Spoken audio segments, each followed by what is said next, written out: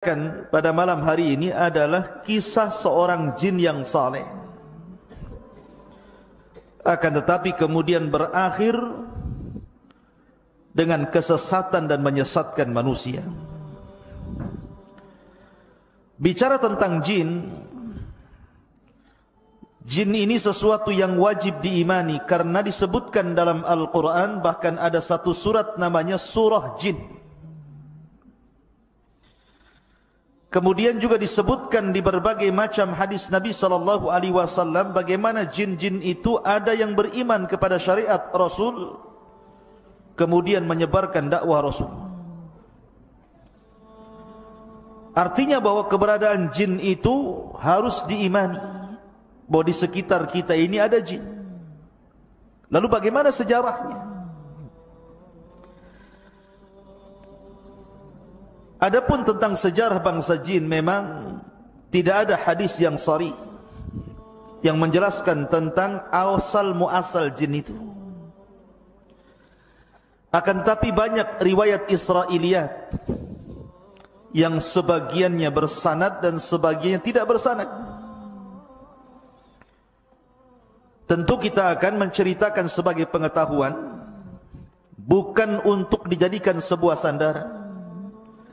Karena Nabi SAW bersabda, hadithu ambani Israel wala haraj. Ceritakan tentang kisah-kisah Israiliyat Bani Israel dan tidak mengapa, selama tidak bertentangan dengan Al-Quran dan Sunnah Rasul. Dijelaskan oleh sahabat Abdullah bin Abbas radhiyallahu anhuma bahwa yang pertama kali jin diciptakan itu namanya Sumiyah. Jin yang pertama kali diciptakan Allah itu namanya Sumiyah. Lah Sumiyah ini diciptakan oleh Allah Subhanahu wa taala dari ujung nyala api. Dialah satu-satunya jin yang diciptakan dari nyala api. Sama dengan Adam, satu-satunya manusia yang diciptakan dari tanah, karena keturunannya tidak dari tanah. Adam itu ketika diciptakan, Allah Subhanahu wa taala sebagaimana diceritakan Imam Ibnu Katsir di dalam kitabnya Bidayah. Jadi Allah Subhanahu wa taala memerintahkan malaikat Jibril untuk mengambil tanah di bumi. Turunlah Jibril dari langit ke bumi, tapi bumi menolaknya. Bumi tidak mau ada satu tanah pun yang berkurang dari tempatnya. Maka Jibril pun naik kembali dan mengatakan kepada Allah bahwa bumi menolak. Kemudian Allah Subhanahu wa taala mengutus Mikail, juga bumi menolaknya. Sampai akhirnya Allah mengutus Malakul Maut. Kemudian bumi menolaknya, tapi Malakul Maut tidak mau kembali tanpa mengambil tanah yang diperintahkan Allah. Maka akhirnya Malakul Maut mengambil dari berbagai macam bentuk tanah yang ada di bumi. Ada yang berwarna hitam, ada yang berwarna putih, ada yang berwarna merah, macam-macam warna. Ada tanah yang keras, ada tanah yang liat, ada tanah yang mudah, ada yang tanah yang susah. Sehingga penciptaan dari berbagai macam bentuk tanah dan sifat-sifat tanah itulah yang membentuk karakter manusia. Makanya ada manusia itu kulitnya hitam. Mana yang kulitnya hitam di sini? Ah, itu dari tanah hitam tuh. Ya. Ada tanah, ada orang yang berkulit putih, mungkin dari tanah yang putih. Ada yang berkulit merah, mungkin juga dari tanah merah. Ada yang belang-belang, mungkin campuran. Ya. Kemudian juga sifat-sifatnya berbeda. Ada yang mungkin keras kepala, ada pemaaf, ada yang kadang keras, kadang pemaaf. Itu sesuai dengan karakter tanah itu. Baru kemudian tanah itu diangkat ke langit, baru dibentuk Adam alaihi salatu wassalam. Jadi satu-satunya manusia yang dibentuk dengan tanah itu hanya Adam saja. Asal penciptaan manusia dari tanah. Sama dengan jin. bahwa jin itu yang diciptakan dari ujung nyala api itu hanya Sumia namanya. Itulah Abu Al-Jin namanya, bapaknya jin namanya Sumia. Lah Sumia ini diciptakan oleh Allah Subhanahu wa taala 2000 tahun sebelum Adam diciptakan. Bi alfai amin qabla khalqi Adam. 2000 tahun sebelum diciptakan Adam, maka Sumia ini diciptakan. Lah ketika itu, setelah Allah menciptakan Sumia, bapaknya jin ini, maka Allah Subhanahu wa taala berfirman kepada Sumia, tamanna, berangan-anganlah engkau, mintalah sesuatu kepadaku. Maka kata Sumia, bapak jin ini mengatakan, atamanna an nara wa la nura wa an naghiba fi thara wa an yasira kah lana syababan. Kata beliau, kata bapaknya jin ini, kami hanya mengharap kepadamu ya Rabb agar kami bisa melihat dan tidak bisa dilihat. Makanya jin itu bisa melihat kita, tapi kita tidak bisa melihat jin. Allah mengatakan dalam Al-Quran, dalam Al-Quran gimana? Innahum yarakum min haitsu la tarawnahum. Sesungguhnya mereka melihat kalian, tapi kalian tidak bisa melihat mereka. Innahum yarakum min haitsu la tarawnahum. Karena itu permintaan bapaknya jin mengatakan, atamanna an nara wa la nura. Kami hanya mengharap kami bisa melihat tapi tidak bisa terlihat. Tetapi ini di dunia. Maka di akhirat sebagai bentuk keadilan Allah, kita yang akan melihat jin, tapi jin tidak bisa melihat kita. Di akhirat nanti. Wa an naghiba fi thara, dan agar kami bisa menghilang di tengah-tengah padang pasir, enggak ada yang mampu melihat kami. Wa an yasira kahlana syaban, dan agar tetap muda terus dan tidak pernah tua. Itulah permintaan Sumia, bapaknya jin ini. Kemudian Allah Subhanahu wa taala berikan tempat di bumi. Diberikan tempat di bumi, wa askanahul arda man yasha'u fiha, terserah mau apa dia di bumi itu. Wa hakadha kanal jinnu awal man abadallaha fil ardi. Maka Sumia inilah jin yang pertama kali yang beribadah kepada Allah di permukaan bumi. Belum ada manusia di bumi. Bumi ini diciptakan oleh Allah untuk jin pertama kali. Akan tetapi setelah kemudian Sumia ini kemudian diberikan keturunan yang banyak oleh Allah Subhanahu wa taala, sampai akhirnya Sumia pun meninggal dunia. Maka datang generasi setelahnya. Lah generasi setelahnya ini tidak bersyukur kepada Allah. Mereka sudah diberikan nikmat oleh Allah Azza wa Jal untuk melihat dan tidak bisa terlihat. Diberikan oleh Allah usia yang panjang sehingga mereka tetap muda. Diberikan fasilitas di bumi dan seluruh kenikmatannya, mereka tidak bersyukur. Justru mereka itu malah menumpahkan darah dan saling membunuh sesama mereka. Makanya ketika Allah Subhanahu wa taala menciptakan Adam, kemudian Adam sudah berbentuk manusia, dibiarkan selama 40 tahun mengeras dan belum ditiupkan roh. Maka malaikat mengintip, ini Allah sedang menciptakan makhluk apa ini? Maka para malaikat pun kemudian datang kepada Allah dan mengatakan, ataj'alu fiha man yufsidu fiha wa yasfikud dima wa nahnu nusabbihu bihamdika wa nuqaddisu lak. Ya Rabb, apakah engkau akan menciptakan makhluk seperti jin yang suka menumpahkan darah, suka merusak bumi, sementara kami makhluk yang terus bertasbih memujimu? dan senantiasa mensucikan namamu, maka Allah subhanahu wa ta'ala bantah dengan mengatakan, inni a'lamu ma la ta'lamun. Aku lebih tahu tentang ciptaanku daripada kalian, kata Allah. Buktinya dari Adam lahir para nabi yang kedudukannya jauh lebih mulia dibandingkan para malaikat.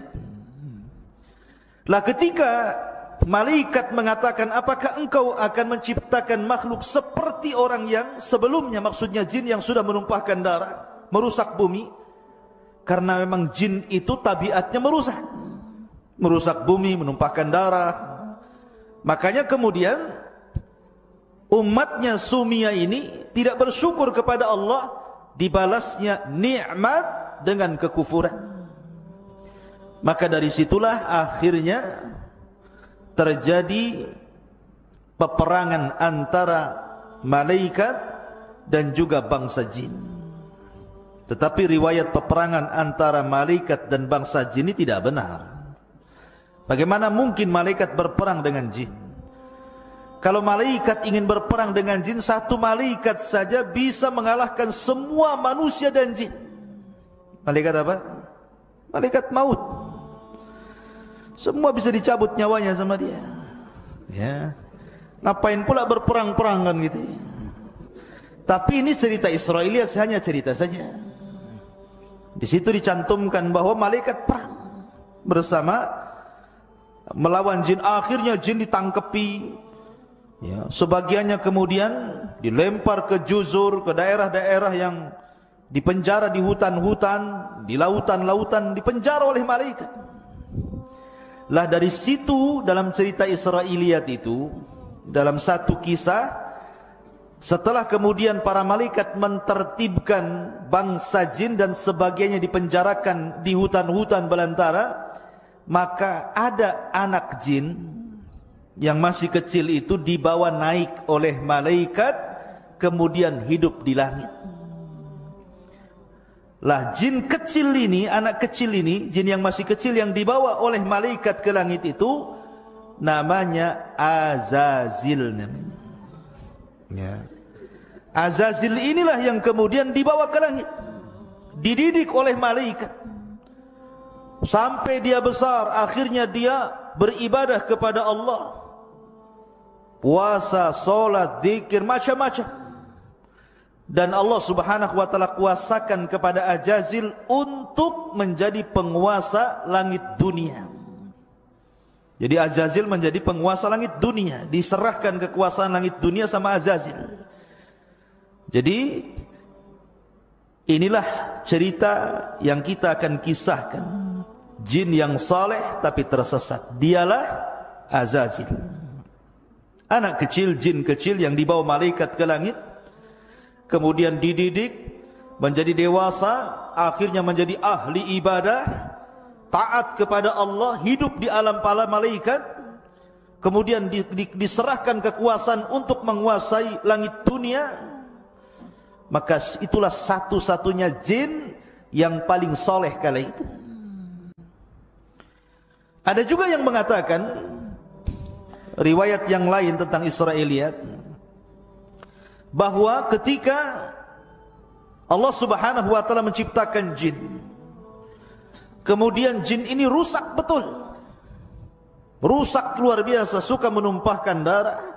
Maka Allah subhanahu wa ta'ala utus dari kalangan mereka seorang jin yang saleh, mungkin dari kalangan manusia itu seperti para nabi, namanya Azazil, dipilih oleh Allah untuk menjadi pembaharui bangsa jin, supaya mentertibkan bangsa jin, kemudian didukung oleh kekuatan para malaikat. Sama seperti Rasul dalam perang Badar dibantu oleh malaikat sehingga Allah menangkan peperangannya, ataupun dalam perang Khandaq seperti malaikat menolong Rasul di Khandaq, akhirnya dimenangkan peperangannya, dan perang-perang lainnya, dan berhasil kemudian memenjarakan jin-jin yang jahat.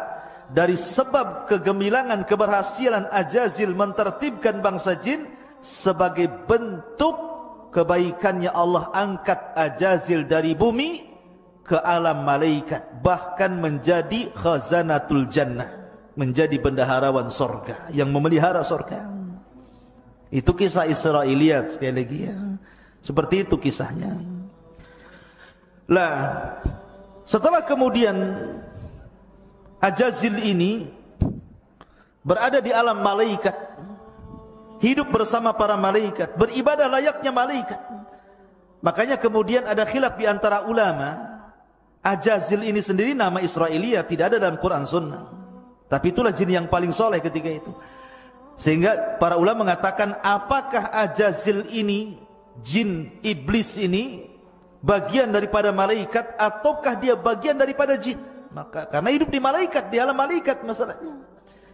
Tetapi ulama menguatkan bahwa Ajazil itu bukan malaikat, tetapi jin. Berdasarkan Al-Quran, Allah mengatakan, kana minal jinni fa fasaqa an amri rabbi. Ajazil itu bagian daripada jin yang berbuat fasik kepada perintah Allah.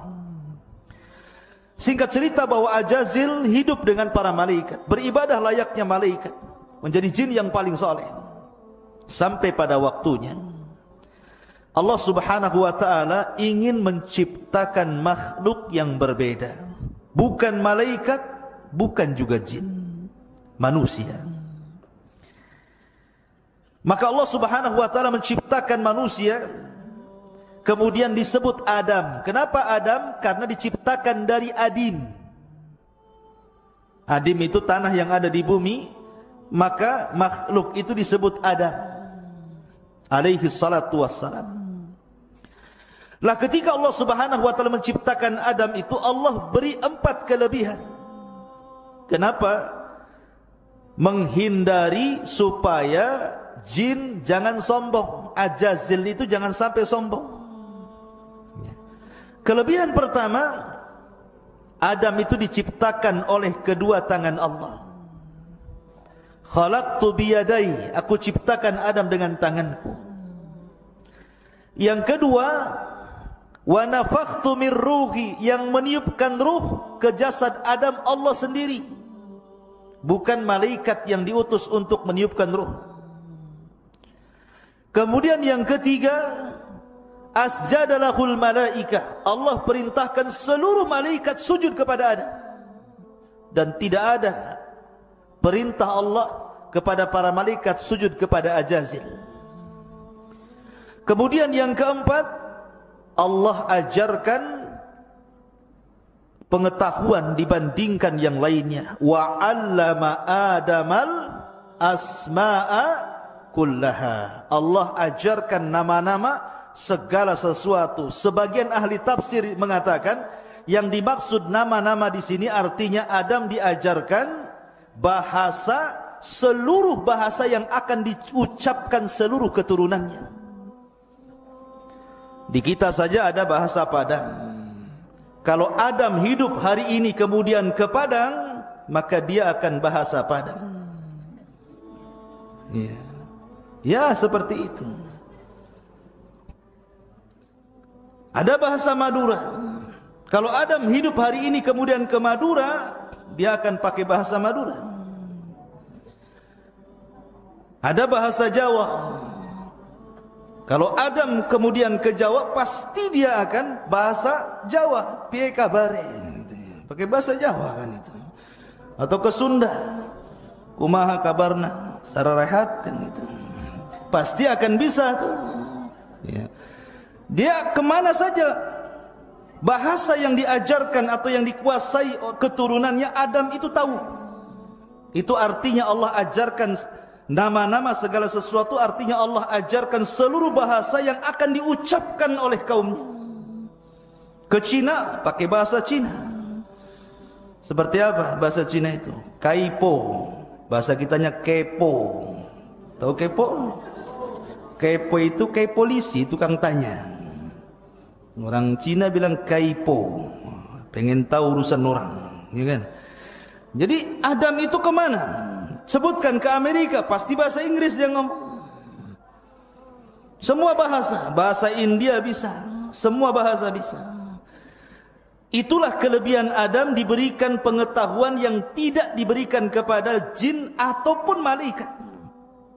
Bahkan ketika Allah Subhanahu wa taala berfirman, "Tsumma a'radahum 'alal malaikati faqalu anbi'uni bi asma'i haula'i in kuntum shadiqin." Mereka mengatakan, qalu subhanaka la ilma lana illa ma 'allamtana innaka antal alimul hakim. Malaikat nyerah, tidak sanggup. 4 keutamaan Adam inilah yang menjadikan Adam unggul di atas malaikat, bahkan di atas seluruh bangsa jin sekalipun. Tetapi walaupun Adam sudah jelas-jelas memiliki 4 keutamaan, tetap saja di sini ada ujian. Allah Subhanahu wa taala berfirman dalam Al-Qur'an, "Wa id qulna lil malaikati isjudu li Adam fasajadu illa iblis aba wastakbara wa kana minal kafirin." Dan ketika kami katakan kepada para malaikat, ini Adam sudah ditiupkan ruh dia. Jadi ketika ditiupkan ruh dari mulutnya, ruh itu ditiup dari mulut dan akan keluar dari mulut. Ketika ruh sampai saja di kerongkongan, tiba-tiba Adam bersin, hajih, bersin. Maka Adam dikatakan oleh Allah, katakan ya Adam, alhamdulillah. Maka Adam mengucapkan alhamdulillah. Maka Allah mengatakan yarhamuka rabbuk. Makanya sunnah, kalau antum bersin baca alhamdulillah, yang mendengar jawab yarhamukallah. Kemudian ketika ruh sudah sampai di tangan, belum sampai di kaki, Adam melihat buah-buahan. Maunya diambil saja, pada ruhnya belum sampai ke kaki itu. Udah lapar, dia pengen makan. Maka dari situ manusia menjadi umat yang terburu-buru. Allah mengatakan dalam Al-Quran, khalaqnal insana min ajal. Kami ciptakan manusia terburu-buru. Kalau ingin hari ini, kalau bisa hari ini nampak di hadapannya. Itulah manusia. Ketika betul-betul ruh sampai di kaki, maka Allah Subhanahu wa taala berfirman kepada Adam, ya Adam, idhab ila haula'il malaika. Pergi kau temui para malaikat itu. Maka Adam pun kemudian menemui para malaikat. Kemudian ucapkan ya Adam, assalamu alaikum. Maka Adam pun mengucapkan assalamu alaikum. Dijawab malaikat wa alaikumsalam. Maka Allah mengatakan fa innahu tahiyyatuka wa tahiyyatu ummatika min ba'dik. Itulah salam penghormatan dirimu dan salam penghormatan umat setelahmu. Makanya assalamualaikum menjadi sebuah salam yang menjadi syariat kita. Ketemu assalamualaikum, waalaikumsalam. Ya. Lah setelah itu kemudian Allah kemudian memerintahkan seluruh malaikat. Lah ketika itu Ajazil ada di situ. Ajazil itu ada di antara malaikat. Maka kemudian Allah Subhanahu wa taala perintahkan mereka sujud semua termasuk Ajazil. Semua malaikat sujud kecuali Ajazil. Apa yang menjadikan Ajazil tidak mau sujud? Aba wastakbara wa kana minal kafirin. Enggan, sombong, termasuk orang kafir. Kenapa bisa enggan dan sombong? Karena sebelumnya Ajazil ini, ketika Adam masih mengeras belum ditiupkan ruh, itu suka jalan-jalan nengok-nengok. Kadang dipegangnya patung Adam itu, masuk dari lubang telinga, keluar dari lubang hidung. Masuk dari lubang hidung, keluar dari lubang mulut. Kemudian ditepuk-tepuk, pula ada suara. Makanya Allah mengatakan min salsalin kal fakhar. Fakhar itu suara. Maka kemudian kata Ajazil, ini makhluk yang lemah ini, karena berongga masalahnya. Maka dia pun mengatakan di hadapan patung Adam yang belum ditiupkan roh, la in sullitu alayya la uhlikanna wa la in sullitu alayya la u'siyanna. Kalau Allah serahkan makhluk ini kepadaku, ku buat dia hancur. Kalau Allah serahkan makhluk ini kepadaku, ku buat dia maksiat kepada Allah. Dari sini hasad muncul. Maka hasad itu penyakit pertama di bumi dan penyakit pertama di langit. Ini yang menjadikan aba wastakbara wa kana minal kafirin, itu penyakit hasad iblis itu. Makanya dia enggan, dia sombong, akhirnya dia kufur. Padahal kurang apa coba Ajazil itu hidup di alam malaikat. Sudah dikasih nikmat yang banyak loh. Kok bisa kufur dia? Masyarul muslimin yang dimuliakan Allah Azza wa Jalla. Akhirnya kemudian Ajazil pun ketika sudah enggan tidak mau sujud kepada Adam, maka akhirnya dia pun berusaha untuk menghilangkan nikmat yang Allah anugerahkan kepada Adam. Ketika ditanya oleh Allah, "Ma mana'aka alla tasjud lima khalaqtu biyadai?" Wahai iblis, wahai Ajazil, kenapa kau tidak mau sujud kepada makhluk yang kuciptakan dengan tanganku? Maka iblis mengatakan apa? Ajazil mengatakan apa? Ana khairum minhu, khalaqtani min nari wa khalaqtahu min tin. Saya lebih baik ya Rabb. Kau ciptakan dia dari tanah, aku ciptakan kau dari api. Ini kias fasid namanya, kias batil. Kenapa? Siapa bilang tanah lebih baik dibandingkan api, lebih baik dibandingkan tanah? Tanah itu lebih baik dibandingkan api. Dengan tanah bisa bangun rumah, dengan tanah bisa berkebun, dengan tanah bisa bercocok tanam, dengan tanah bisa beternak, macam-macam. Api bisa apa? Api itu hanya membakar saja, ngancurin orang, ngancurin rumah, ngancurin bangunan. Ini kias batil namanya. Ya. Maka yang pertama kali mengkias batil itu ya iblis ini. Nah dari situlah Allah kemudian melaknat Ajazil. Sejak dilaknat itulah dia menjadi iblis. Ya. Menjadi iblis. Lah akhirnya kemudian ketika Allah Subhanahu wa taala memasukkan Adam ke sorga, jadi ketika itu Adam tidur, setelah bangun kaget, kok ada cewek di sebelahnya, ya kan? Akhirnya kemudian ditanya, "Man anti, siapa kamu?" Kata perempuan ini, "Ana Hawa, saya adalah Hawa. Saya diciptakan dari tulang rusukmu." Makanya Rasul mengatakan apa? Khuliqatil mar'atu min dila'in. Diciptakan perempuan itu dari tulang rusuk yang paling atas, yang paling bengkok. Kalau dipaksa diluruskan, patah dia. Kalau dibiarkan tetap bengkok, kata Rasul. Makanya nanti nih, antum kau keluar ke sini, kemudian menikah, dapat istri, kewajiban antum apa? Harus meluruskan. Harus meluruskan. Jangan suami ikut-ikut bengkok. Nanti suami bengkok namanya. Jadi ketika di sampingnya ada Hawa ini, maka Allah berfirman kepada Adam dan Hawa, "Uskun anta wa zaujukal jannah." Kalau gitu masuk kau ke dalam surga. Masuk kau ke dalam surga. Nikmati apa yang ada di surga itu. Di surga itu nikmat yang luar biasa. Mala ainun ra'at, kenikmatan tidak bisa dilihat mata, wala udhunun sami'at, kenikmatan tidak bisa didengar telinga, wala khatara ala qalbi bashar, kenikmatan yang terlintas dalam pikiran pun tidak bisa. Saking nikmatnya. Kurang apa nikmat surga itu?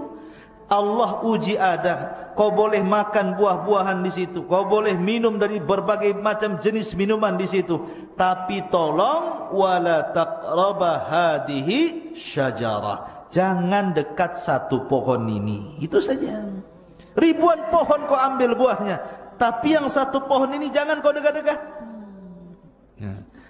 Iblis tahu kelemahannya. Ketika itu iblis berada di luar sorga, sudah tidak bisa lagi masuk ke sorga, karena sudah dikeluarkan dari sorga. Kemudian Allah buat jaga sorga dengan para malaikat. Iblis tidak bisa masuk. Rupanya Allah takdirkan ada binatang berbentuk ular yang boleh keluar masuk sorga dan tidak dihalau malaikat. Dari sini maka akhirnya iblis pun bekerja sama dengan ular itu untuk masuk ke dalam sorga. Ular ini pula kemudian terpengaruh dengan iblis tadi. Akhirnya iblis sembunyi di rongga ular, masuklah berhasil ke dalam surga. Makanya ketika nanti iblis turun ke dunia, kemudian membuat istana di tengah lautan, maka dijaga oleh ular-ular di situ. Berdasarkan beberapa riwayat. Ya. Maka akhirnya setelah masuk ke dalam surga, Allah tahu, tidak mungkin Allah tidak tahu. Kenapa Allah tidak cegah? Karena Allah itu idza arada syai'an ahya asbabah. Kalau menghendaki sesuatu, pasti akan dihidupkan sebabnya.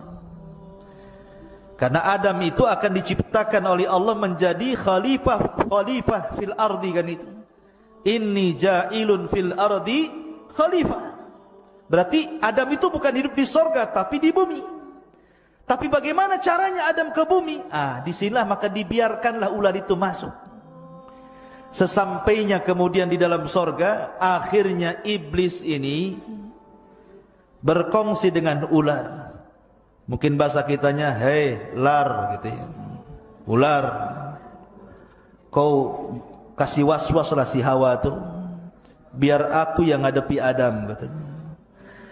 Akhirnya kongsilah dua makhluk yang jahat ini. Ular memberi was-was kepada Hawa, kemudian iblis datang kepada Adam. Fawaswasa lahumas syaitan. Maka syaitan pun, iblis pun memberikan was-was kepada Hawa. Kemudian iblis datang kepada Adam, was-was tidak bisa. Akhirnya membuat cara lain. Dengan apa? Cara sumpah dusta. Wa qasamahuma inni lakuma laminan nasiin. Maka si iblis dan ular bersumpah kepada Adam dan Hawa bahwa mereka adalah orang yang ahli nasihat. Di surga itu alam malaikat, ikhwan. Tidak mungkin ada orang bersumpah untuk sebuah kedustaan. Karena belum pernah terjadi orang bersumpah untuk kedustaan, apalagi di langit, di alam malaikat, di surga lagi. Tak mungkin. Akhirnya kemudian Adam percaya saja. Ketika iblis mengatakan, ya Adam, demi Allah, sebenarnya Allah larang dekat-dekat pohon itu karena dua perkara. Antakuna malakaini au takuna minal khalidin. Agar Allah tidak jadikan kau malaikat atau kau jadi kekal di surga. Makanya Allah larang kau dekat-dekat, katanya. Karena melihat, tidak mungkin dia bersumpah kok dusta, gitu ya. Dari sinilah Adam terpengaruh dengan sumpah iblis. Didekati pohon itu, dimakanlah buah larangan itu. Tiba-tiba apa yang terjadi? Allah buat lepas seluruh pakaian ahli sorga dari badan Adam dan Hawa. Kedua auratnya tampak. Maka Adam malu, Adam lari, bersembunyi di pohon-pohon. Hawa malu, kemudian lari di pohon-pohon. Tapi Allah mengatakan, mau kemana hendak kau pergi wahai Adam? Kau mau sembunyi di mana? Maka Adam hanya mengatakan, tidak ya Rabb, aku tidak bersembunyi. Fa inni astahyaituka ya Rabb, aku hanya malu kepadamu. Dari kejadian inilah Allah berfirman, ihbitu minha jami'ah. Keluar kalian. Hei Adam, hei Hawa, hei iblis, hei ular, keluar kamu dari surga ini. Maka akhirnya mereka diletakkan di bumi. Ada yang mengatakan iblis diturunkan di Basra. Kemudian ular diturunkan di Asbahan. Kemudian Adam diturunkan di Urdun, di India sana. Kemudian Hawa diturunkan di Mekah. Dipencar-pencar itu. Akhirnya bertahun-tahun Hawa mencari Adam, Adam mencari Hawa. Berjumpalah di sebuah bukit yang kemudian hari ini disebut Arafah. Namanya Jabal Arafah. Nagoya, bukan. Tapi di sana, ya, di Mekah, bukan Jabal Arafah Nagoya. Jabal Arafah yang ada di Mekah. Berjumpalah Adam dengan Hawa di Arafah. Maka disebut Arafah. Anak muda bahasanya ta'aruf, kenalan gitu. Arafah. Ya. Maka dari situlah Adam melihat Hawa, Hawa melihat Adam. Berbahagialah keduanya dipertemukan. Maka sepakat keduanya bertobat kepada Allah. dan kalimat yang pertama diucapkan keduanya, Rabbana zalamna anfusana wa illam taghfir lana wa tarhamna lanakunanna minal khasirin. Inilah kalimat pertama yang diucapkan di bumi. Fatalaqqa Adam mir rabbihi kalimatin fataba alaihi innahu huwa tawwabur rahim. Ini kalimat yang diajarkan pertama kali adalah kalimat Rabbana, ya Rabb kami, zalamna anfusana, diri-diri kami telah mendolimi diri kami ya Rabb, fa illam taghfir lana, kalau engkau tidak mengampuni dosa kami, lanakunanna minal khasirin, tentu kami menjadi hamba yang rugi. Fataba alaih, dan Allah pun mengampuni dengan tobatnya Adam. Berbeda pula dengan Ajazil yang sudah berubah menjadi iblis. Bukannya bertobat kepada Allah, malah dia pula kemudian bersumpah, wa bi'izzatika la ughwiyannahum ajmain, ya Rabb, karena kemuliaan. Dalam ayat yang lain, fabima aghwaitani, karena engkau sudah membuat aku sesat. Celaka nih kata-kata iblis. Dia yang mau sesat, kenapa pula Allah yang membuat dia sesat? Dia mengatakan fabima aghwaitani, gila si iblis ini. Fabima aghwaitani, karena engkau sudah menyesatkan aku. Seolah-olah yang menyesatkan, yang dia mau sendiri sesat gitu ya. La ubuyannahum ajmain, saya akan sesatkan semua turunan si Adam itu. Akhirnya dari sinilah genderang perang terjadi, dimulai antara kubu Adam dan kubu iblis CS. Akhirnya kemudian setelah Adam alaihi salatu wassalam, karena memang dia pernah hidup di sorga, diajarkan segala sesuatu pengetahuan, maka akhirnya Adam pun diberikan pengetahuan untuk bercocok tanam. Mulai dari bercocok tanam, karena bumi itu dulu gersang, mulai dicocok tanam, banyak tumbuhan di mana-mana ya. Kemudian iblis pun mulai menggoda Adam, tapi Adam tidak bisa tergoda. Hawa tidak bisa tergoda, karena duanya sudah bertobat, tidak mau lagi bermaksiat kepada Allah. Karena tidak bisa menggoda Adam, tidak bisa menggoda istrinya, akhirnya iblis menunggu-nunggu keturunannya. Ketika Hawa melahirkan 20 kali, sekali melahirkan selalu kembar, perempuan laki-laki. Maka Adam punya anak sebanyak 40, 20 laki-laki, 20 perempuan.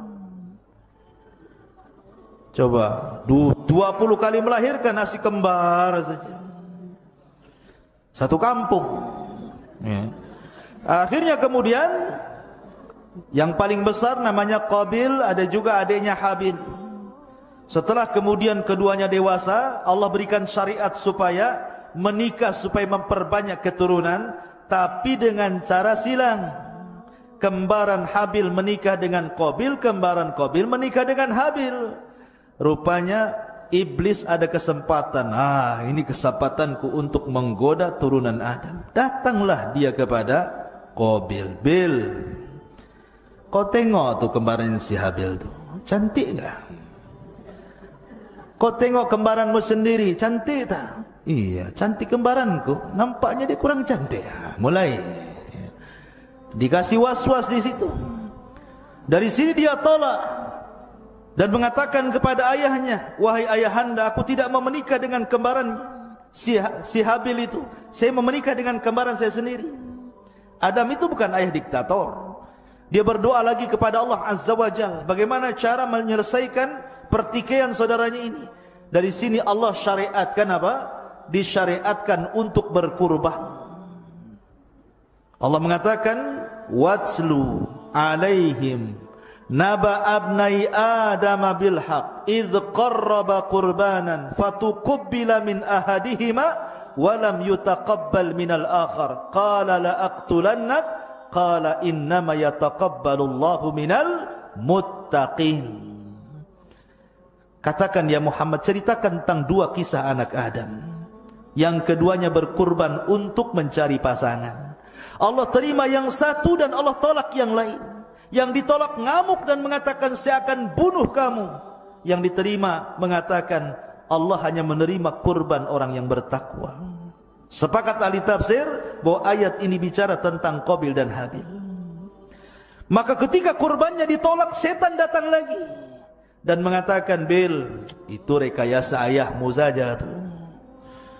Udah ngotot saja. Akhirnya kemudian diberikan was-was ke telinga Qabil untuk menyelesaikan masalah. Kau bunuh saja abangmu tuh. Masuklah was-was lagi untuk membunuh abangnya. Terang-terangan dia ngomong di hadapan abangnya dan mengatakan, la aqtulannak, saya akan bunuh kamu. Tetapi karena Habil ini sifatnya mirip dengan Adam, bahkan kalau seandainya Habil hidup tentu dia akan jadi nabi setelah Adam, dia mengatakan, la imbasatta yadaka litaqtulani ma ana bibasiti yadiya ilaika liaqtulak inni akhafullah. Kalau kau memang hendak membunuhku, bunuh saja, tapi aku tidak akan membunuhmu, aku takut kepada Allah. Rupanya ini bukan gertak sambal nih. Bukan gertak sambal balado ya. Ini betul-betul gertak sambalnya ini. Ketika suatu ketika Habil tidak pulang-pulang, Adam pun mengatakan, Qabil, di mana abangmu? Tolong cari. Kok tidak pulang, sudah sore ini? Maka Qabil pun mencari Habil. Rupanya dilihatnya abangnya sedang tertidur. Iblis datang lagi membisikkan, Bil, lihat abangmu sedang tidur, ambil batu, benturkan kepalanya dengan batu itu, biar dia mati. Akhirnya betul, diambilnya batu. Pengecut Qabil ini, coba kalau bergulat kalah dia, karena Habil itu kekar badannya, kuat. Tapi sekuat-kuatnya orang kalau lagi tidur digempur kepalanya, mati juga kan itu. Akhirnya pas nengok dia lagi tidur, ambil batu, betul-betul dibenturkan kepalanya, matilah. Akhirnya sudah mati, bingung nih, gimana nih, karena belum pernah terjadi pembunuhan kecuali itu, dan belum ada syariat fardu kifayah, sehingga bingung nih si Qabil ini mau diapakan jasad ini, disembunyikan. Ada yang mengatakan bertahun-tahun, tapi jasad itu tidak habis dimakan tanah, sampai ketika Qabil ini melihat burung gagak yang berkelahi dengan saudaranya, kemudian meninggal salah satu gagaknya. Tiba-tiba gagak yang masih hidup mencungkil-cungkil tanah, tiba-tiba menguburkan. Dari situlah kemudian Qabil pun mengatakan, kenapa aku kalah dengan burung itu? Dari situlah kemudian dia kuburkan abangnya Habil. Sampai Adam mengetahui, sedihlah Adam. Karena kesedihannya itulah akhirnya Allah ganti Habil dengan satu anak lahir tanpa kembar, namanya Syith. Dialah nabi kedua setelah Adam sebelum Idris. Syith artinya hibatullah, pemberian dari Allah. Ma'asyiral muslimin, para santri ikhwan dan akhwat yang dimuliakan Allah, sedikit kembali, jangan terlalu jauh cerita masalah itu. Kita akan kembali kepada masalah, gimana ini kok ada TikTok pula di sini.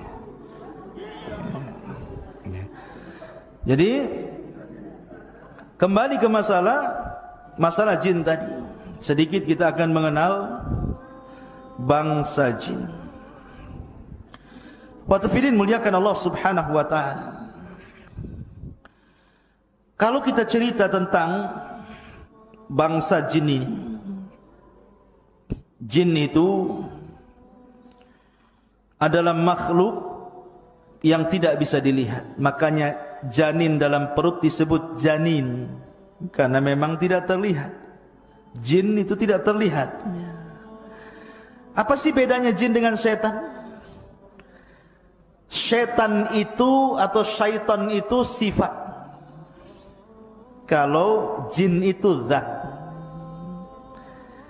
Dan setan itu bisa melekat pada jin, bisa melekat pada manusia, bisa melekat pada binatang.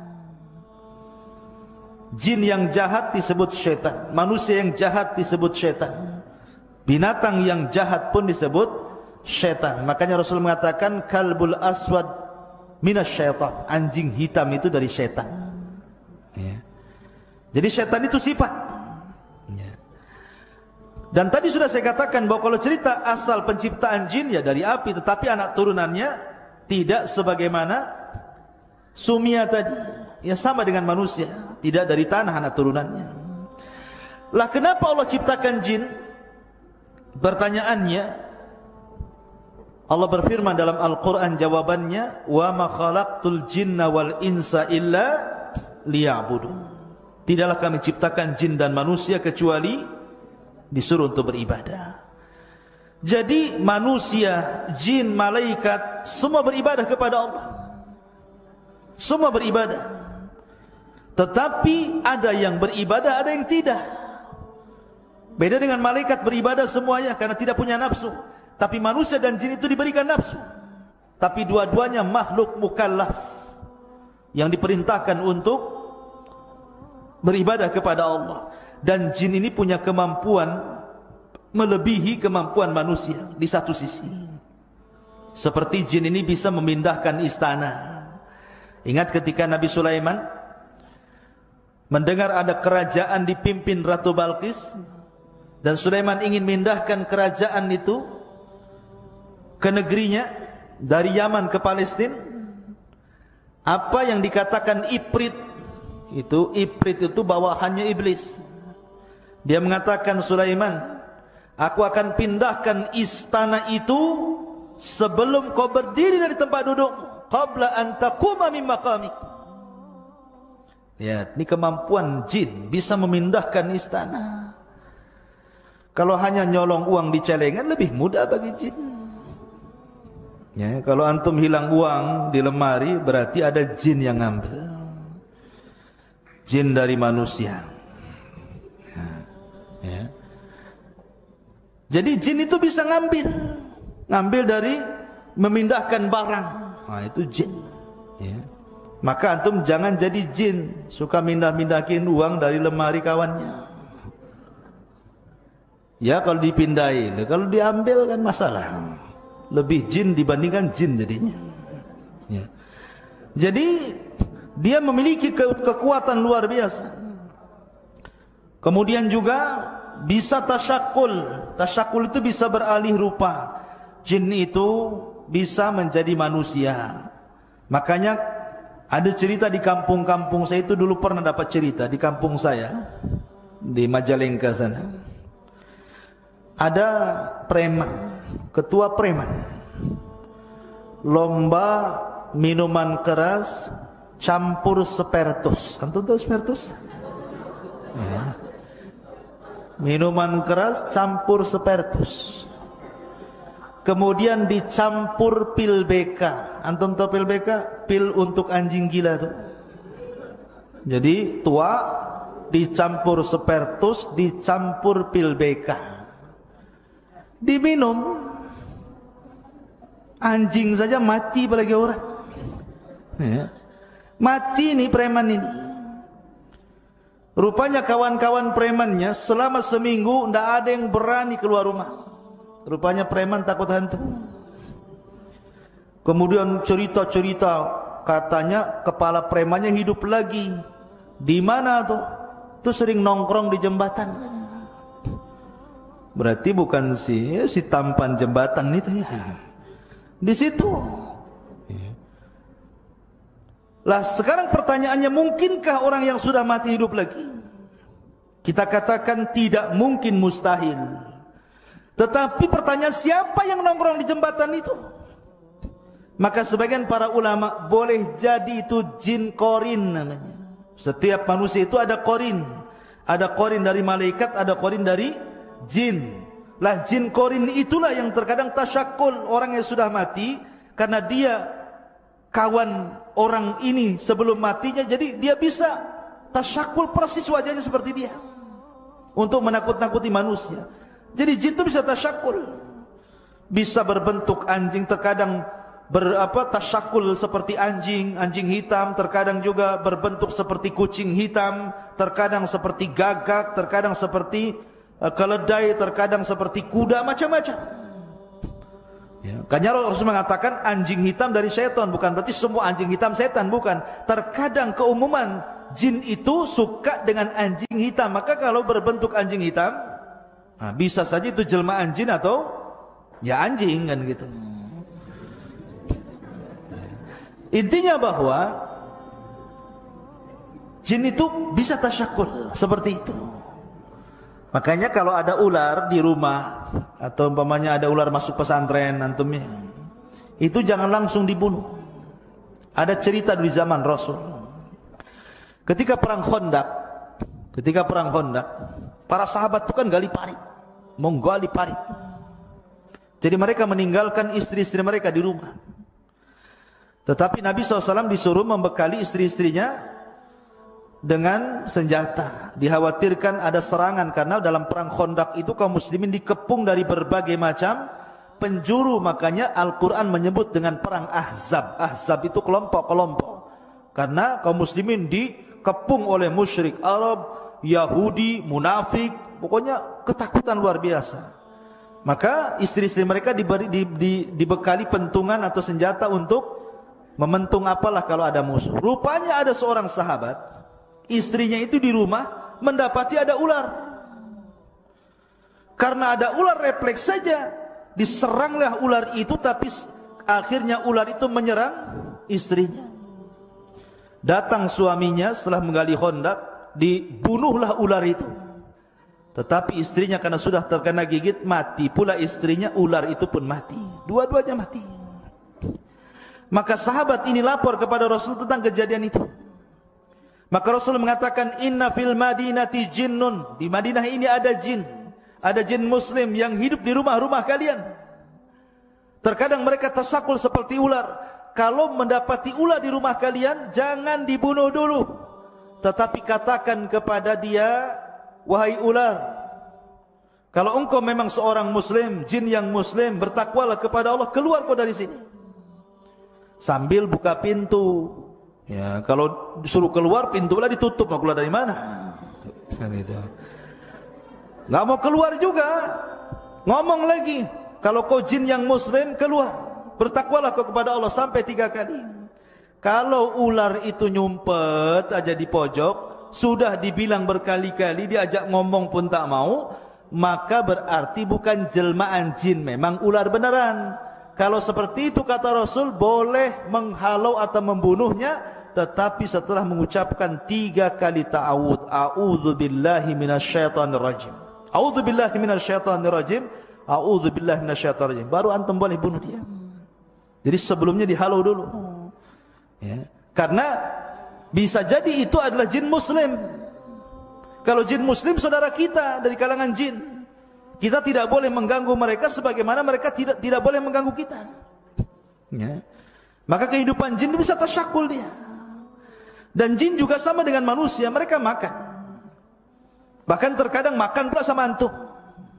Karena kalau antum ketika makan tidak baca basmalah, berarti hakikatnya antum sedang makan sama setan di samping antum. Cuman nggak nampak saja. Kalau nampak antum pergilah kan. Oh ada setan. Malah dikasih, ambil aja kan begitu ya. Ketakutan kan. Tidak kelihatan dia sedang makan dengan kita. Akhirnya nggak berkah yang kita makan. Makanya kalau makan baca basmalah. Kalau pakai pakaian baju pakai basmalah supaya ketika terbuka auratnya jin tidak bisa melihat kita. Tapi ketika pakai baju tidak baca basmalah, ketika terbuka auratnya ganti baju, mereka senang melihat live namanya. Melihat langsung gitu ya. Nah, masalah ini. Ya. Atau masuk kamar mandi. Kamar mandi itu tempat yang menakutkan ikhwah. Makanya Rasul mengatakan, katakan Allahumma inni a'udzubika minal khubthi wal khaba'is. Ya Allah, aku berlindung kepadamu dari setan laki-laki dan setan perempuan. Artinya jin itu sama dengan manusia, ada laki-laki, ada perempuan. Ustadz yang masuk ini banci nih. Ini siapa yang goda dia nih? Ya mungkin juga ada jin banci juga kan gitu. Tapi yang jelas bahwa laki-laki dan perempuan, setan laki-laki ada setan perempuan, sama dengan manusia juga sama. Karena setan itu mereka diutus sebagai tentara iblis. Jadi iblis itu membuat istana di tengah lautan dikelilingi oleh ular. Kalau membaca kitabnya Isa Daud tentang dialog jin muslim, walaupun di kitab ini banyak kritikan, mengatakan bahwa istana itu ada di segitiga Bermuda sana. Wallahu a'lam. Tidak ada dalil tentang ini. Rasul hanya mengatakan bahwa istananya iblis itu di tengah lautan, sebagaimana perkataan Ibnu Sayyad atau Saf yang disangka dajjal oleh Nabi SAW. Kemudian dia mengatakan wa kana arsyuhu 'alal ma, istana iblis itu ada di tengah lautan. Ya. Artinya punya istana, dan setiap hari mereka, iblis ini sebagai kepalanya yang tidak akan pernah mati kecuali sampai kiamat, akan mengutus orang ke daratan. Goda orang itu. Goda yang sebelah sana, kau goda sebelah sana. Akhirnya ada yang meninggalkan solat, ada yang meninggalkan zakat, ada yang bakhil, ada yang tidak membaca Quran, macam-macam tergoda. Sampai akhirnya ada tentara yang bisa memisahkan suami istri. Retak hubungan rumah tangga orang. Oh, iblis senang, sini kamu. Diletakkan piala di kepalanya dan mengatakan anta, kamu ini memang orang hebat, jin yang paling baik. Seperti itu. Nah, dari sini ikhwatu fillah yang dimuliakan Allah Azza wa Jalla, intinya bahwa mereka bisa tasyak.